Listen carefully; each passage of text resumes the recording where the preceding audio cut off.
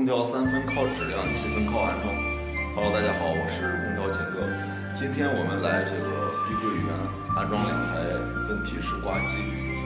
遇到了一点小情况。咱们看一下这个顶离这个空调孔的位置只有不到30。大家可以看一下这个咱们这款机子，它的室内机的宽度都已经有32了。所以说这个空调挂上以后，这个水是排不出来的。还有就是这个空调孔的位置啊，这个外机呢这外边是一个放空调的台子，这个空调孔的位置呢是紧挨着地面的，所以说这个孔也没有办法再往下载打，没办法，只能选择踢这个石膏线。刚才咱们给这个用户建议的是2种方案，第一种是这个踢这个石膏线，然后第2种呢是因为这个孔没有办法再往底下打，所以说这个第2个建议就是空管走这个孔，然后在底下墙上的位置再打一个排水管，这样室内出来的话2根管子看得非常难看。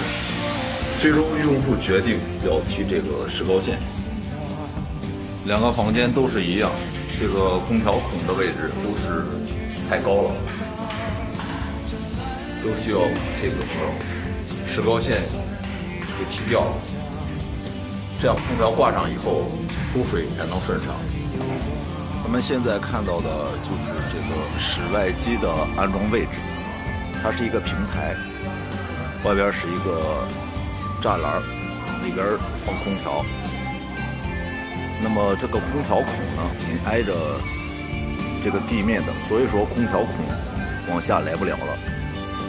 还有就是像这种放空调的栅栏，里边的位置呢非常的窄，这个外边的这个栅栏呢，如果说空调开的湿冷的情况下，这个是十分影响散热的啊。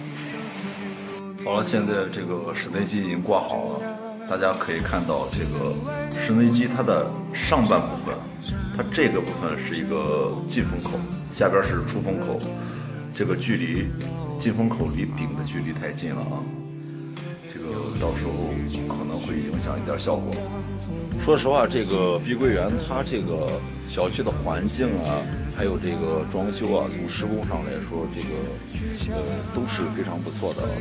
但是在我个人看来，它这个空调位置啊设计的非常不合理。在这里呢，我提醒大家，有在碧桂园买房子的朋友呢，这个装修之前呢，一定要提前的把这个空调的位置看好，这样